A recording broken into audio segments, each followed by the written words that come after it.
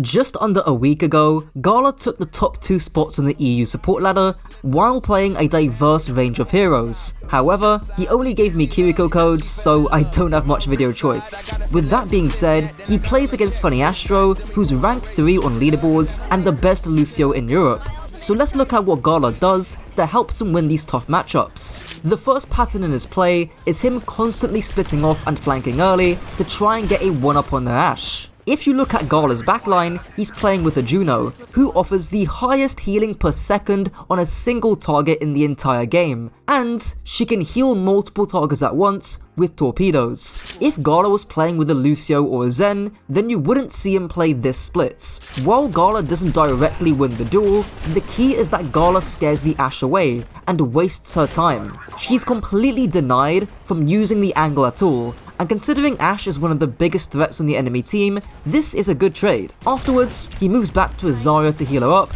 and duels the Ashe once again, this time getting a clean headshot followed up by an even cleaner Suzu to cleanse the dynamites. Now being one man up, Gala's team ends up capping the points, and you can see just how split he plays. So much so that he diverts both the Lucio and the Genji to chase him, but this is again a good trade because Gala can just teleport out whenever.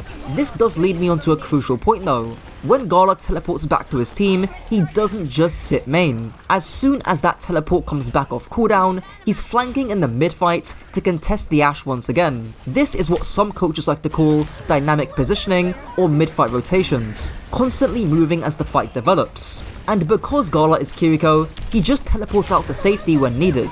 Once he's back, he pushes with his Ray and lands a clean dink on the Ashe. Now with his Kitsune rush up, he decides to pop it down main when the enemy team push in, which forces out both the Orbital Ray and Funny Astro's beats. Moreover, Gala once again rotates to a different angle in the mid-fight to land some crucial follow-up shots on the Grav. With the first point under Gala's belt, he then proceeds to do a pretty unorthodox rotation, wall climbing behind the Ram and landing a pretty solid dink against the Ashe. However, just like Icarus, he flies a bit too close to the sun and gets caught by the Genji. Coming back from spawn, we actually get to see some tempo changes by Gala. He plays pretty passively at the beginning, likely because on this point, there's just no good flanks to use, so he ends up walking with his team while they pop their ultimates. The key thing here is how back and forth Gala plays. In other words, after the Genji dies, he ends up playing a bit faster, but once the enemy team pop Annihilation and beats, he plays a bit slower and more passive. Once his team have stabilized and have healed up, he increases the aggression once more,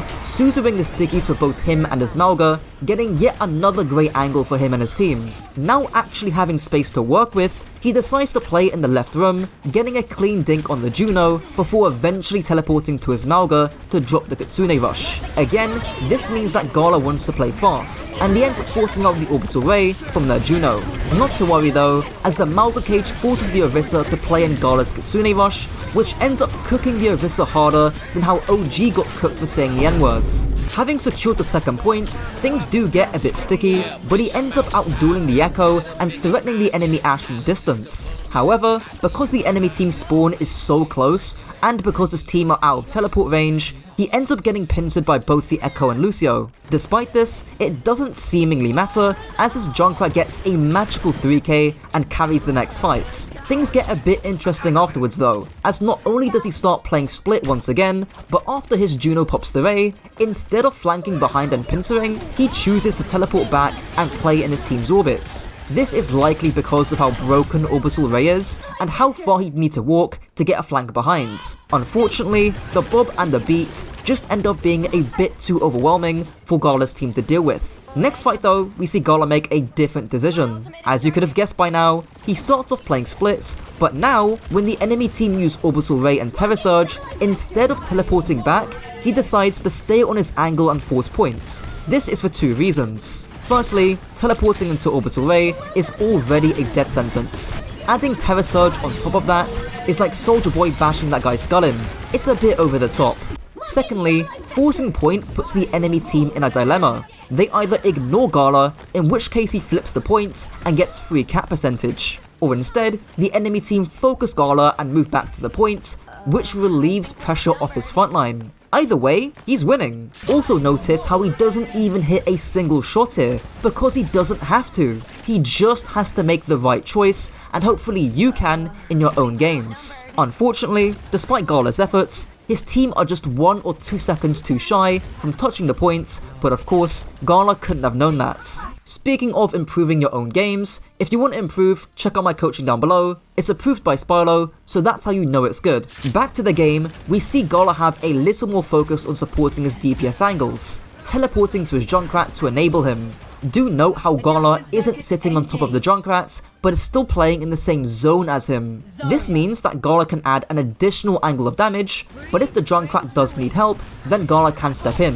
His team do still lose the fight though, due to the grab, and while he does die investing Kitsune Rush, it's not necessarily his fault, given the circumstances. Next fight, we see him support his Tracer instead of his Junkrat, Suzuing the stickies, and pouncing onto the Echo with his Tracer. This forces the Lucio to skibidi over, which ends up in Astro isolating himself, and Gala diffing him.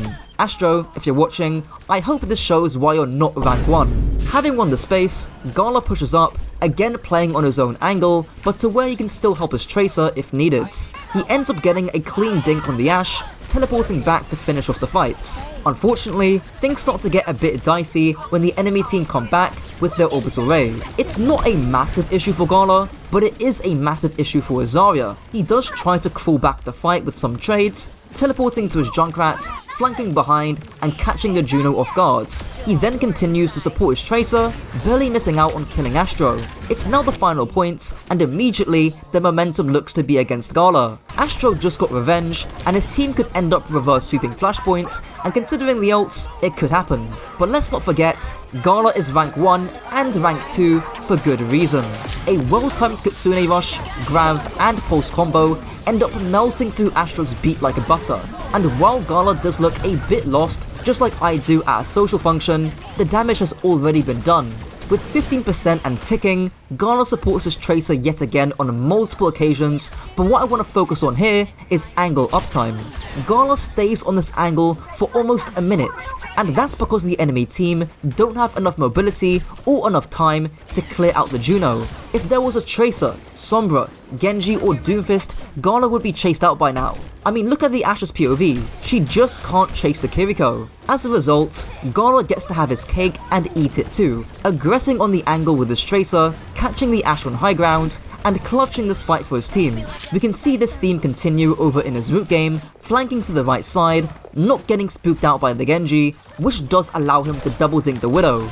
Note how he only teleports out once the enemy Sigma is on top of him. And because Gala has balls of steel, even when the Genji goes straight onto him in the next fight, he doesn't teleport out. Instead, he pops Suzu on himself and maintains the angle. That actually leads me nicely onto the whole point of Suzu.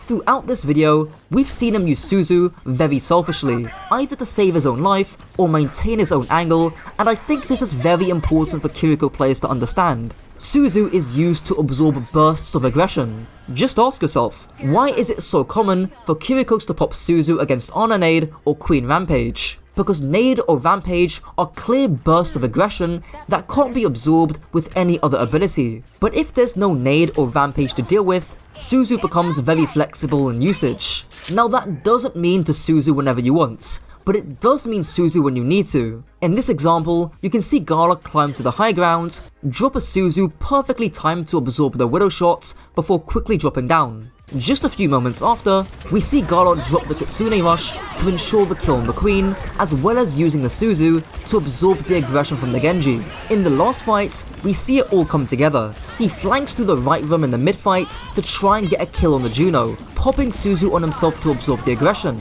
He then maximizes his uptime on the angle, despite the Bob shooting him, only teleporting back in an attempt to support his Tracer. While his Tracer does die, he does end up supporting his Juno, popping his ultimate down main, and flanking up on the high ground once again to catch the Juno. Anyways, that's it for the video. Check out the world #1 analysis playlist so you can binge watch the Reaper and Junkrat videos if you enjoyed this.